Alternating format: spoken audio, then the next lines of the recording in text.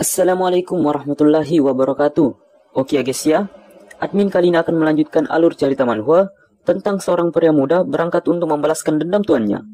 Seorang seni bela diri yang dulunya kuat yang dihianati oleh anak buahnya sendiri dan nyaris lolos dengan hidupnya. Berbekal seni bela diri terbaik tuannya, ia siap membawa teror dan mendatangkan malapetaka di antara para murim. Tapi bahkan sebelum memulai, dia mengetahui bahwa orang yang mengkhianati tuannya sudah mati. Nah, langsung saja kita ke alur ceritanya. Di suatu tempat, Mio Cheong sedang bertarung dengan beberapa kesatria. Lalu kesatria tersebut berkata, "Brengsek kau Mio Cheong, kita pernah berteman. Kenapa kau lakukan ini kepada kami?" Seketika saja, Mio Cheong berkata, "Ya, kau benar. Tapi tolong mengerti, aku hanya melakukan pekerjaanku." Kemudian, Mio Cheong langsung menyerangnya dengan rantainya. Kesatria lain yang melihat Mio Cheong menggunakan rantainya, ia langsung menyerang Mio Cheong. "Aku akan memotongnya sebelum ia mendapatkan kembali rantainya." Seketika saja, Mio Cheong menembakkan jarum tepat ke kedua matanya.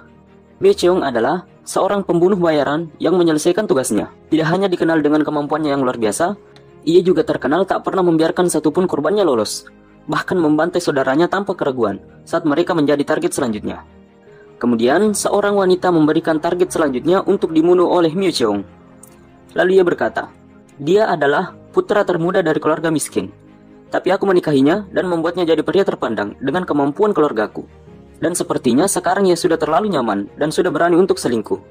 Song Choyang, aku yakin pelacur ini menggoda suamiku karena ia menginginkan kekayaan keluargaku. Bunuh pelacur ini untukku." Mio Cheong yang melihat targetnya, ia berkata, "Membunuh wanita biasanya meninggalkan rasa yang tak enak di mulutku.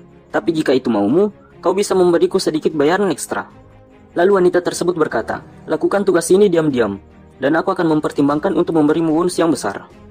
Lalu Mio Cheong kembali berkata, "Selagi kita melakukannya, kenapa tidak sekalian menghabisi suamimu juga? Aku akan memberimu diskon untuk paket ini."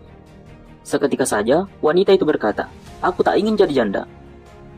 Kemudian, di tempat Gangrung bekerja, saat pelanggannya pergi, ia memakan bakpao sisa pelanggannya. Seketika saja, kepalanya dipukul oleh Ibu Yerin. "Jangan bergerak. Bukankah sudah kukatakan untuk tidak makan makanan sisa pelanggan?" Lalu Gangrung berkata, "Aku hanya mau membuat Yerin lebih mudah untuk mencuci piring." Ibu Yerin berkata, "Siapa yang menyuruhmu melakukan itu? Bagaimana aku memberi makan babi yang berkaki 4 jika kau yang berkaki 2 menghabiskan semuanya tanpa menyisakan sedikit pun?" Kemudian, saat Ibu Yerin hendak pergi, ia berkata, "Aku mau bertemu seseorang di kota. Mungkin aku akan menginap semalam di sana." Lalu Gangrung berkata, "Sampai jumpa, Nek." Mendengar perkataan itu, ia langsung merasa kesal. "Siapa yang kau panggil, Nenek? Sudah kukatakan panggil aku manajer atau nona. Dan jika kamu bertemu denganku di kota, jangan panggil aku. Bersikaplah seolah kau tak mengenalku, atau kau akan mati." Kemudian, saat Ibu Yerin pergi, Yerin langsung mengomeli Gangrung. "Ya ampun, bukankah sudah kukatakan untuk memberitahuku jika kau lapar? Kamu malah makan makanan sisa pelanggan dan jadi dimarahi. Aku akan mengukus beberapa bakpao jumbo untukmu selagi ibu sedang pergi. Jadi nanti kamu bisa datang ke dapur." Kemudian, tiba-tiba muncul merpati putih membawa pesanan. "Wah, ini pesanan untuk dikirim. Pesanan yang sangat banyak. Aku akan mengukus bakpao jumbo untukmu lain kali." Mendengar perkataan itu, Gangrung berkata, "Ayolah, jangan bercanda." Kemudian, Gangrung pun pergi untuk mengantarkan pesanan bakpao tersebut. "Wah, bakpao-nya masih hangat. Aku akan menikmatinya." Setelah Gangrung mengantarkan pesanan, ia pun langsung pulang sambil memakan bakpao. Semua pengiriman sudah selesai. Aku dapat tips 2 keranjang bakpao. Saat sedang asik memakan bakpao, tiba-tiba Gangrung melihat Ibu Yerin. Ia langsung bersembunyi. "Ups, itu nenek. Jika dia melihatku di sini, dia pasti memarahiku." Kemudian, saat Gangrung bersembunyi, ia melihat seseorang yang mencurigakan.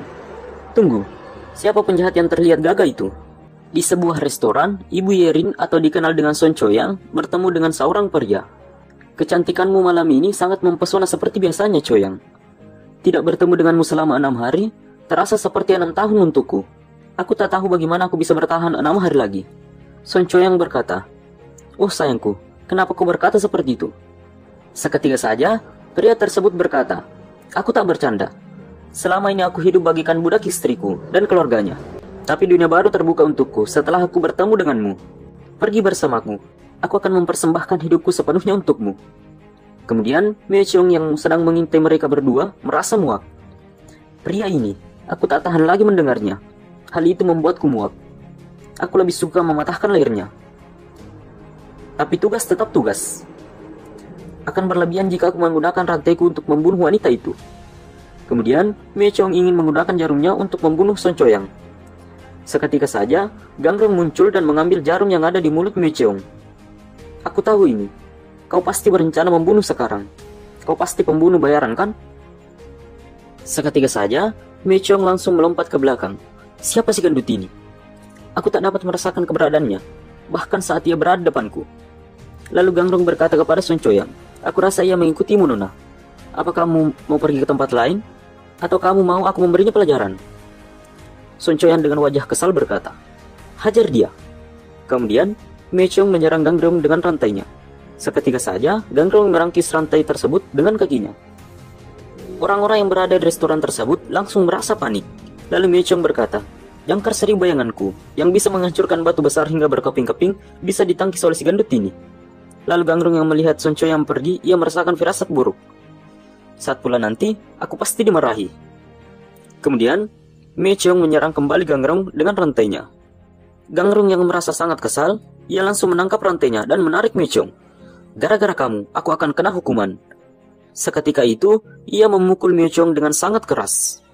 Akibat dari pukulan Gangrong, restoran tersebut menjadi hancur dan membuat orang semua terjatuh ke air. Orang-orang yang melihat kejadian tersebut langsung membantu orang-orang yang jatuh ke dalam air. Apa yang terjadi di sini? Mereka beruntung masih bisa hidup.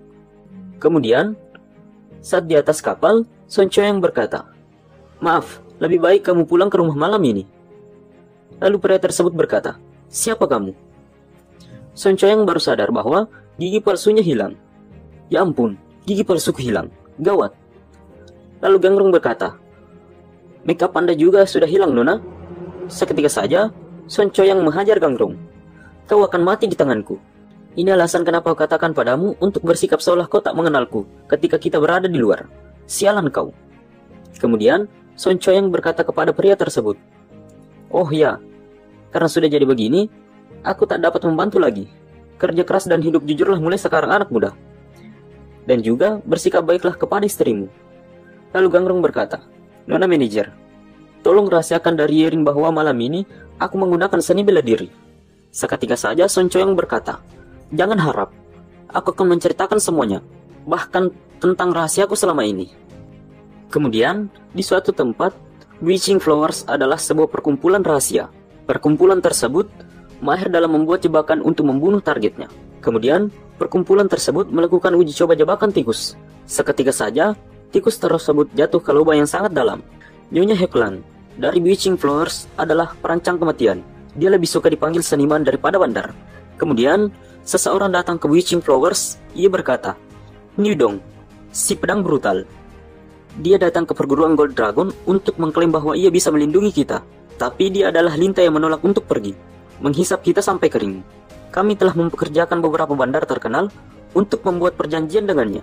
Namun, mereka semua gagal. Dan kami telah mendapatkan penderitaan sebagai konsekuensi dari setiap kegagalan itu. Kami datang padamu karena kami dengar bahwa dengan perkumpulan Witching Flowers, tidak ada yang perlu ditakuti bahkan saat kamu gagal. Lalu Heklan berkata, kamu datang ke tempat yang tepat.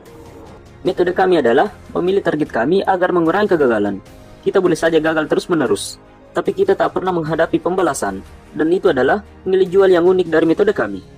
Lalu mereka pun pergi dan berkata, kami akan mempertimbangkanmu. Saat mereka pergi, Heklan berkata, anggota Gold Dragon ya, kalian akan menjadi targetku selanjutnya. Aku akan membuat kalian menangis darah dan memohon padaku untuk memaafkan kalian. Kemudian, mereka pun membuat jebakan pada jembatan yang akan dilalui Nidong. Selesai juga, jebakan sudah terpasang. Jembatan ini terlihat cukup kuat, bahkan untuk pasukan marching melewatinya. Tapi tak satu pun yang mengira bahwa jembatan ini akan runtuh oleh berat seekor tupai. Lalu Bahan Heklan berkata, tepat sekali, kami mengamati semua hal yang kakak kerjakan. Dan kami masih tak percaya yang kami lihat. Benar-benar karya seni. Saat mereka sedang asik berbicara, tiba-tiba Gangrong datang dan melewati jembatan itu dengan sangat cepat. Heklan berkata, apa itu? Apa yang baru saja melewati kita? Sangat cepat. Itu mungkin orang atau seekor babi. Babi itu, atau apapun itu, apakah yang melewati jembatan ini? Babi melewatinya dan jembatan ini masih berdiri. Apa sambungannya tidak terpasang dengan baik? Lalu Heklan mencoba menginjak jembatan itu. Tiba-tiba, jembatan itu hancur dan membuat Heklan terjatuh. Kemudian, Niudong yang telah sampai ke jembatan itu berbalik arah karena melihat jembatannya hancur. Di tempat lain, Gangdong yang telah sampai di sebuah rumah yang berada di atas tebing, kakek tersebut berkata, "Sekali lagi aku berhutang kepadamu, ini untuk bakponya." Lalu tiba-tiba seseorang mengutuk pintu dari luar, "Tolong maafkan kami, dan buka pintunya. Ini sudah 10 hari sejak Anda menolak semua makanan dan minuman." Lalu kakek tersebut berteriak, "Pergi dari sini. Kenapa kamu peduli apa aku mati kelaparan atau tidak? Ketika kamu tidak mengabulkan 2 permintaanku." Saat kakek tersebut berbalik, tiba-tiba Gangrong telah turun dari atas tebing. Kapan dia turun ke sana? Dia benar-benar kawan yang menarik. Hahaha. Kemudian, di tempat lain, Heklan telah membuat jebakan baru. Selesai. Aku sudah menyiapkan jebakan lain dalam rute yang akan dilaluinya. Lalu bawahannya berkata, "Ngomong-ngomong, tentang si gendut yang menyeberangi jembatan sebelumnya, mungkinkah itu Murin Gosu? Mereka punya teknik berjalan atau berlari tanpa meninggalkan jejak bahkan di atas salju." Lalu Heklan berkata, "Dasar konyol, berapa kali harus kukatakan bahwa itu hanya seperti teknik daun terbang hanya dibuat oleh preman iseng. Kita adalah perancang yang bertujuan untuk membuat karya kita menjadi bentuk seni. Daripada waktumu digunakan untuk mendengar kebanggaan preman yang iseng, lebih baik coba pikirkan tentang jebakan baru." Tiba-tiba, Gangrong datang dan melewati jebakan yang dibuat tadi. Seketika saja Heklan berteriak, "Berhenti, kembali ke sini." Lalu saat Gangrong kembali, Heklan melemparkan batu ke jebakan yang telah dibuat. Tiba-tiba muncul sebuah jebakan. "Lihat, itu yang normalnya terjadi. Jika kamu terkena, maka kamu akan hancur berkeping-keping." Dengan wajah kesal, Heklan bertanya, "Siapa kamu? Sebelumnya kamu juga kan? Apa hubunganmu dengan Niudong, si pedang brutal? Kamu menghancurkan bukan cuma 1, melainkan 2 jebakan yang kami pasang untuknya." Kemudian, Niudong datang dan berkata, "Menangkap siapa? Sebelumnya aku lihat jembatan yang hancur itu. Jadi jebakan itu untukku, Niudong." Seketika saja, para Bleaching Flowers berlari meninggalkan Gangrong. Lalu Niudong berkata, "Siapa yang bilang aku akan melepaskanmu?" Saat Niudong menebaskan pedangnya ke Gangrong, dengan cepat dia langsung menghindar. "Tuan, sepertinya ada kesalahpahaman di sini." Lalu Niudong berkata, "Kamu menghindari pedangku. Aku lihat anggota Gold Dragon menginginkan seseorang yang kurang ahli kali ini." Lalu Niudong kembali menyerang Gangrong dengan pedangnya. Kemudian saat Gangrong sudah terpojok, ia langsung menyerang dan menyikut Niudong sehingga membuatnya terlempar ke atas. Lalu tiba-tiba Gangrong melihat sekelilingnya. Gak ada yang melihat kan? Ia pun langsung pergi begitu saja. Lalu para bawahan Heklan yang melihat Gangrong pergi, ia berkata, "Aku melihatnya. Kakak, aku kasih tahu ya, si gendut itu pasti seorang Gosu yang luar biasa." Lalu tiba-tiba Heklan berkata, "Kalian, apa yang harus kulakukan sekarang?" Ternyata ia telah terpesona melihat kehebatan Gangrong. Part 2 selesai. Sekian dan terima kasih.